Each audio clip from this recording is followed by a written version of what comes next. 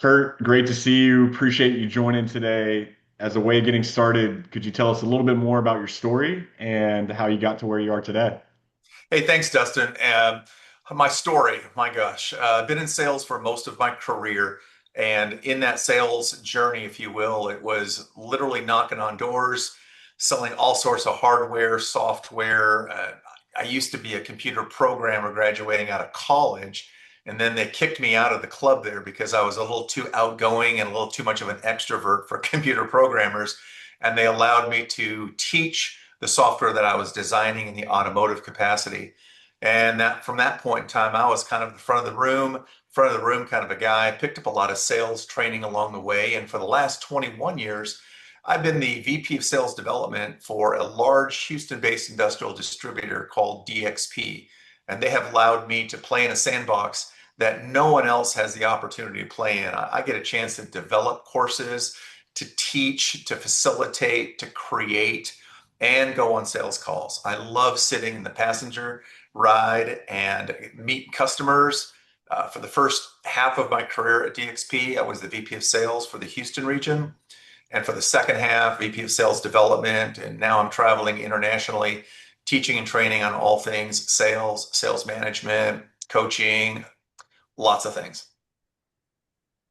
That's amazing. That's a really good run for 20 years at DXP. Congrats on that. And you also, I think, do a little bit of a professor, I believe, at University of Houston. Could you tell us a little bit more about that? Like how, I guess you like to give back or you enjoy really te the teaching aspect?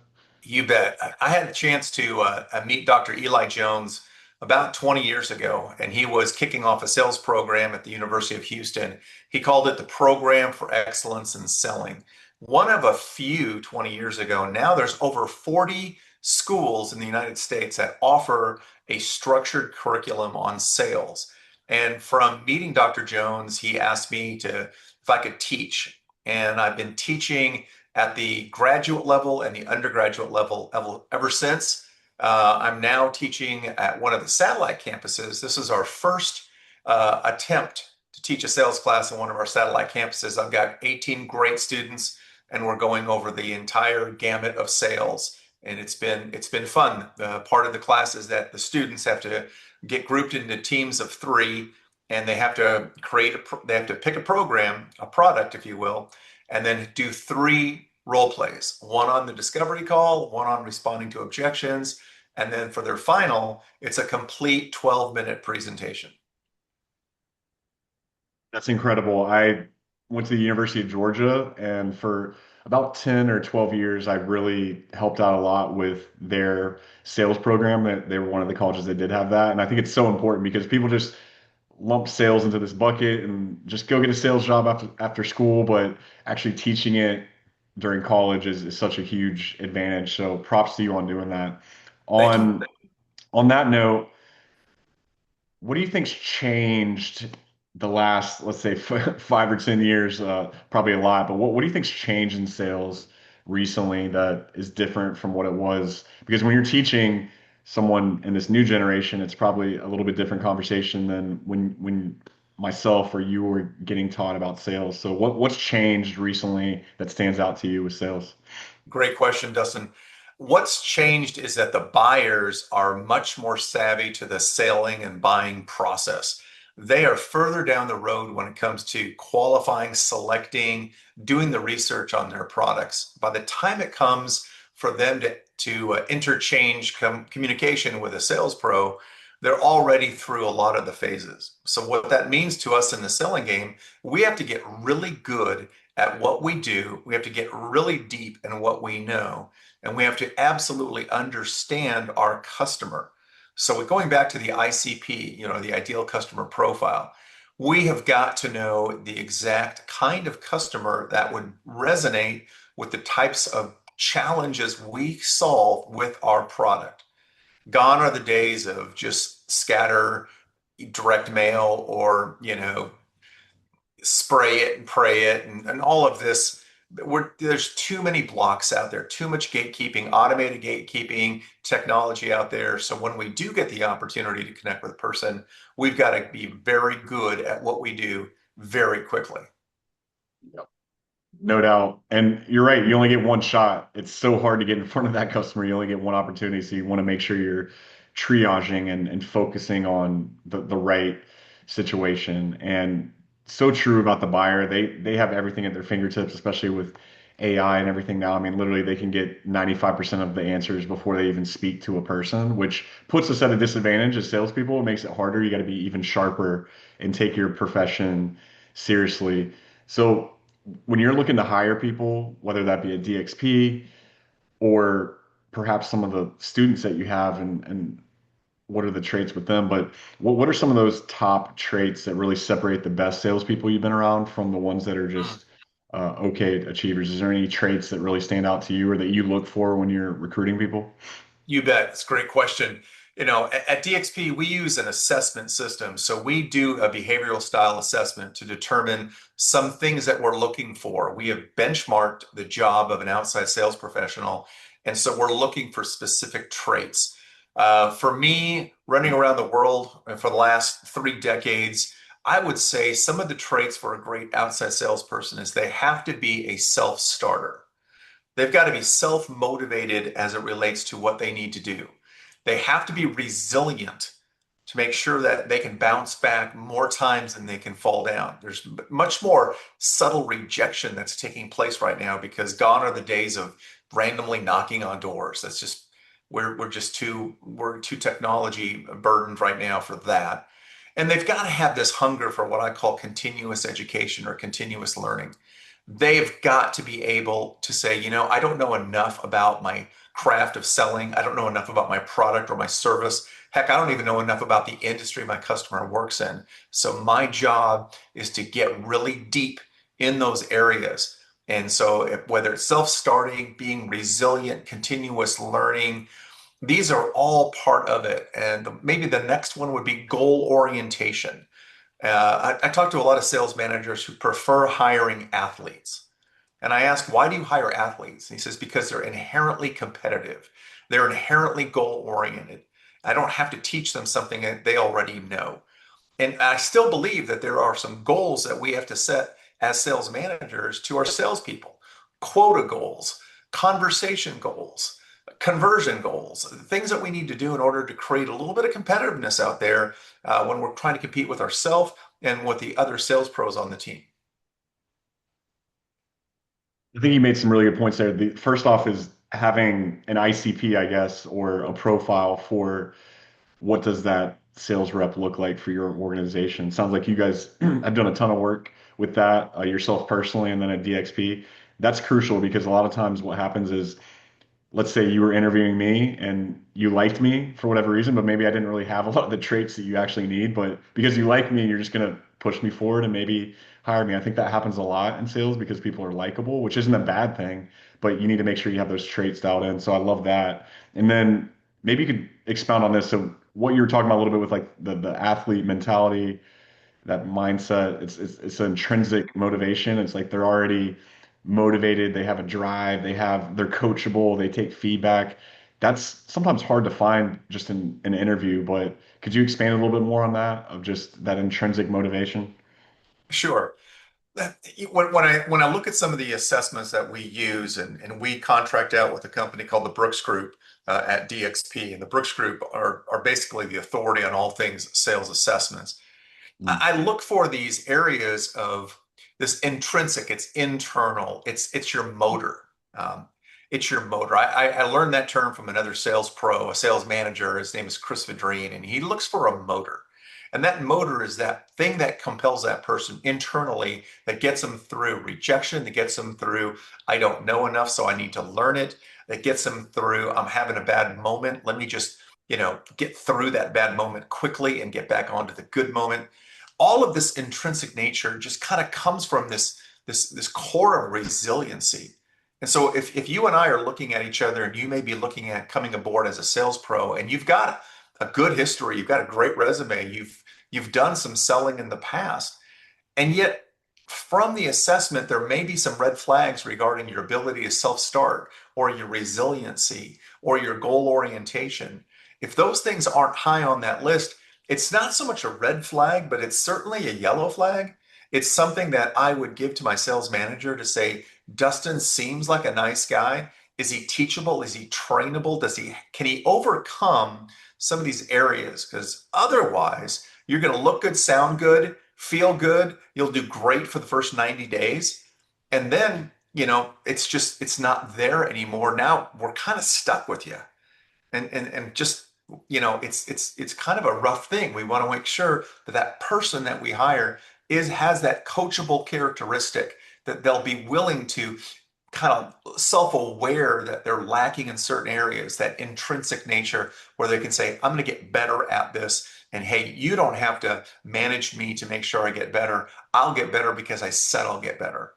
So there's a saying, Dustin, that we use. It says, I'm going to do what I said I'm going to do because I said I'm going to do it. And so that I'm going to do what I said I'm going to do because I said I'm going to do it is integrity. It's a depth of character. It's that intrinsic function that you're looking for.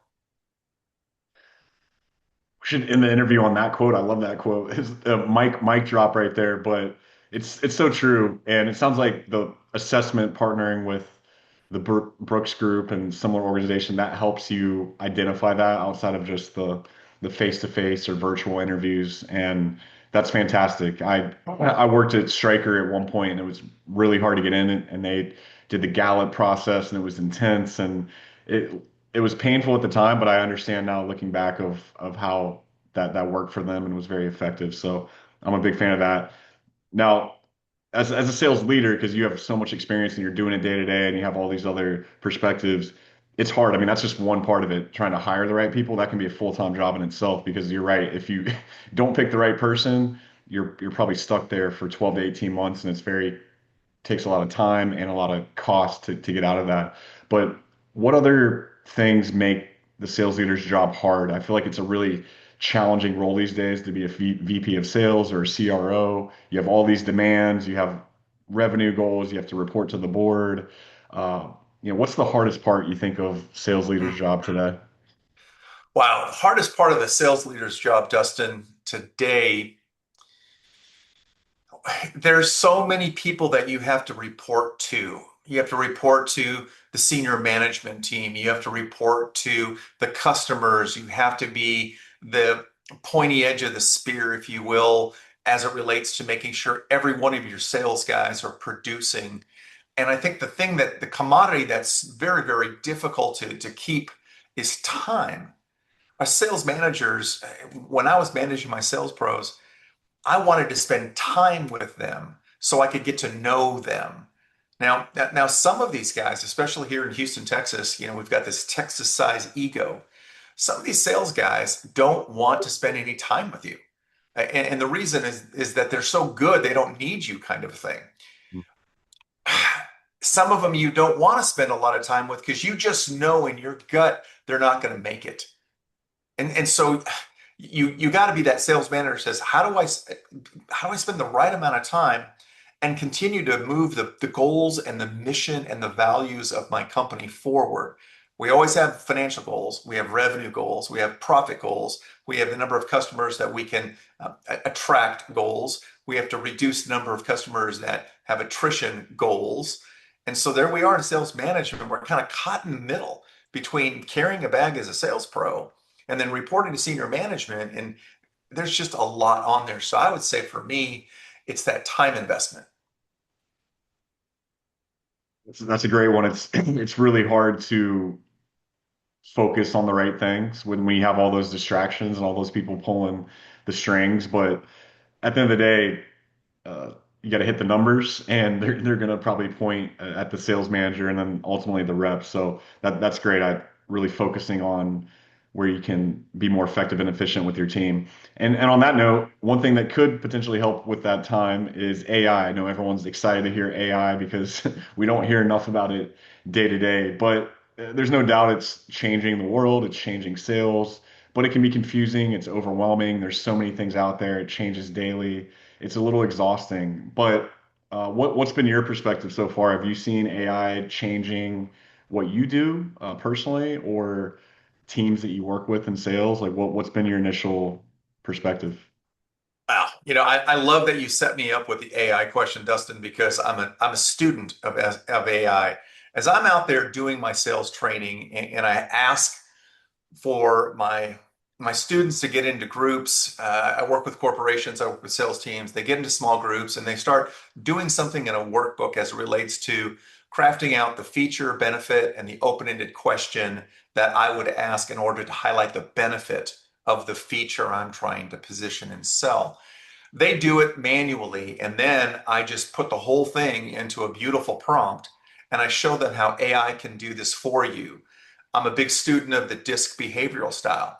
And so I can craft a prompt that says, I'm trying to get to Peter, the plant manager of this industrial chemical firm. Peter is a high C behavioral style. How do I position these two products with open-ended questions so I can build rapport with Peter?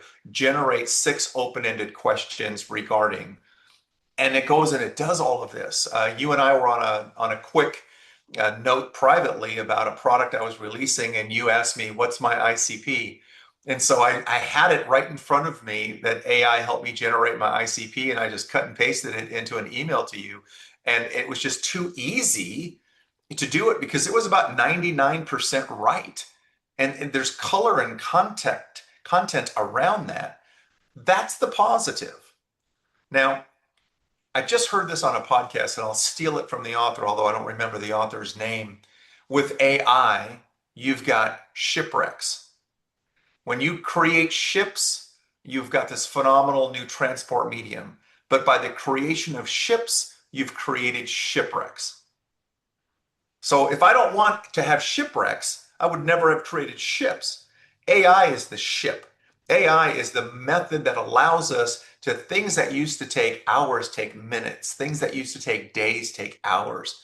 But in that ship comes the peril of the shipwreck.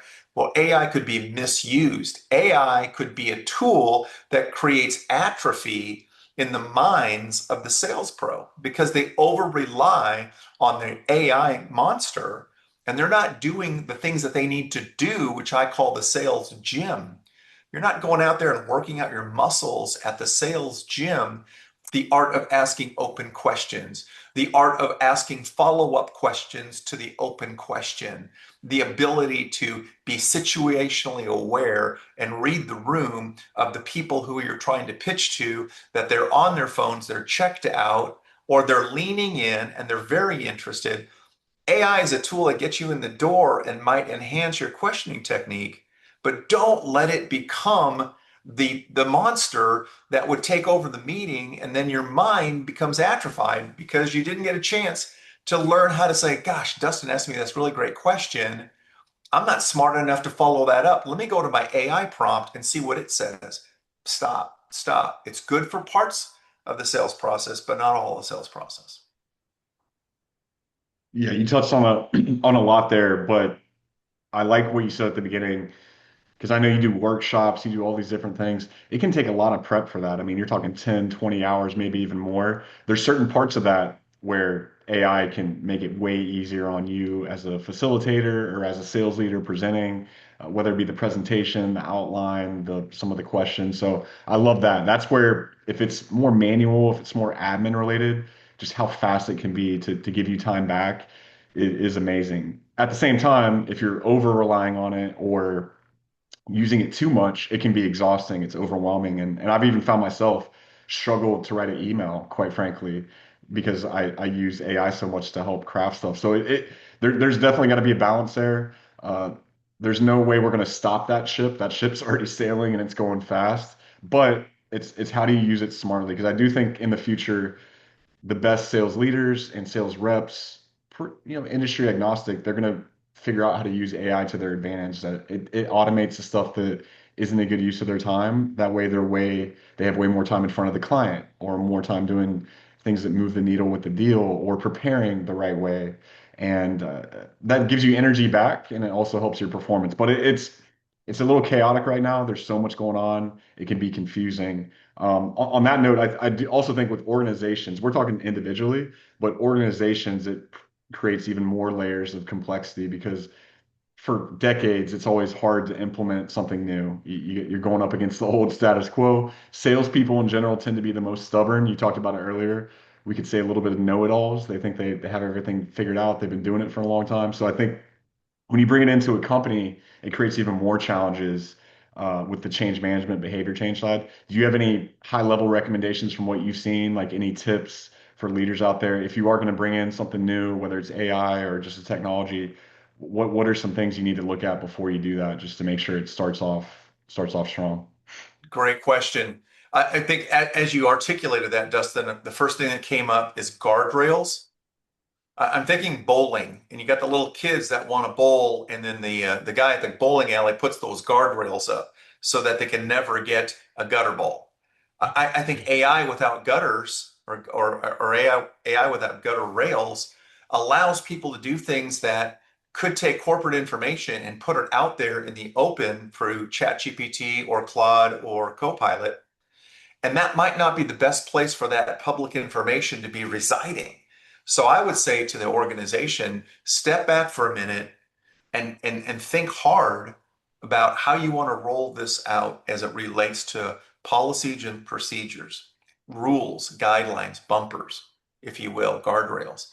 Because if you just let your people go off there and do things, they're going to do it on their own because there's a lot of free versions, and then there are people who see the value and they'll get their own subscription service.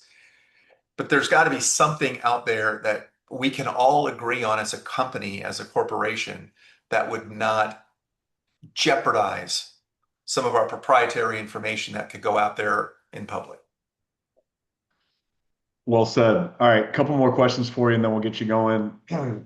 If you had to give one piece of advice to your younger self, up and coming, trying to break into sales, be a sales leader, what would that advice be?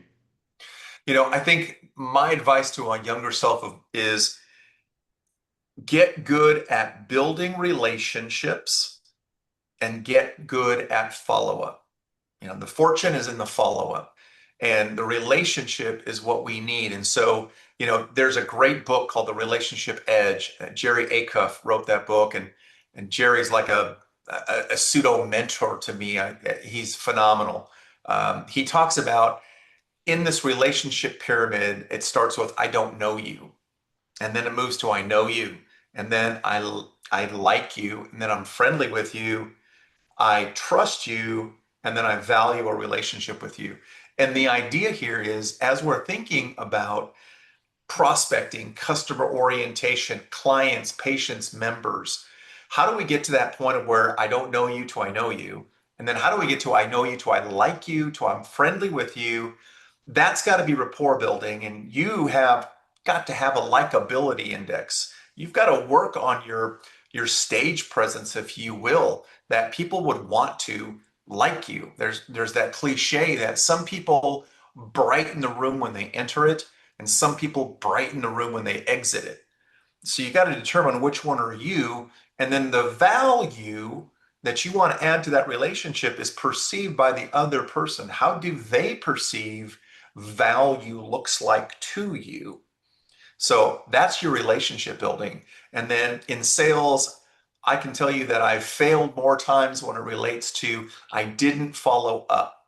I didn't have something cogent to say.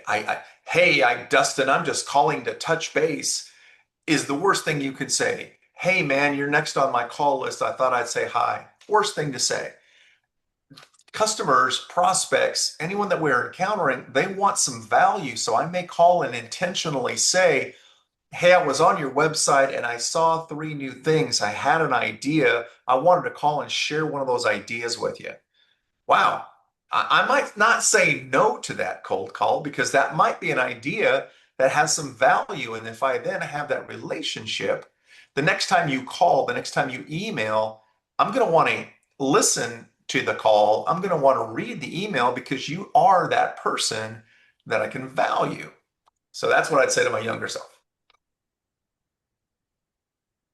Great. And as we close out here, what's something that you're really excited about over the next year or so? It could be professionally something you're working on or personally, Yeah. but anything you're excited about? Okay. So I created a product. It's called ConnectDeck. And it's an idea about building better meetings or making meetings more meaningful by using a product that I would call a deck of 30 image cards. And those image cards are complemented with a digital playbook, the ConnectDeck digital playbook, and it allows you to ask questions in a meeting that small groups of people can draw from that would draw them out, to have them talk more about things. What we have is we've got this vacuum of the same staff meeting, the same sales meeting, the same project update meeting. And I'm just saying, I've got a tool that will allow you to spark more conversations around themes. And those themes might prompt that person to have conversations that move the meeting in a more effective way. So ConnectDeck just was released last week, and we touched a little bit about AI. I used AI about 95% in creating not only the product, the idea, the product, the concept, the playbook, the questions. I used it as a partner, as a tool, as a wordsmith so that I could create that. So I'm very excited about where that would go as it relates to something that can help anyone who is in charge of a meeting make meetings meaningful. I've been on both sides of it where you've had really productive meetings, and I've been a professional meeting attender at times where I'm not getting a ton of value out of it. I think we've been on both sides of it. So it sounds like it's much needed. Congrats on launching that. That's exciting. And as we're closing out, what's the best way for people to get a hold of you? If they want to reach out, if they want to learn more, where should they go? Easiest place is just go to the website. It's called myconnectdeck.com. And there's a newsletter that people can subscribe to. That's going to be a monthly newsletter for people who want to make meetings meaningful. And all of my contact information is there. I'm on LinkedIn, I'm on Facebook, and I love paying it forward, Dustin. So if someone on this call, on this video, on this audio is listening to the sound of my voice, is saying, hey, I got some questions, contact me. I mean, we are all here to pay it forward, and that's what we want to do. Dustin, you've done that for me in the past when you had that other career that I had a chance to, as iron sharpens iron, one man sharpens another. You sharpened me up on a couple of areas. I really enjoy your presence on the socials because there's so much value that you give. So as it relates to the Jerry Acuff relationship pyramid, you're at the top. You're giving away. People can trust you. People they value the content that you deliver. So thank you very much for the opportunity to be part of that today. Awesome, Kurt. Very much appreciated. And we will talk again soon. Thanks, buddy. You bet.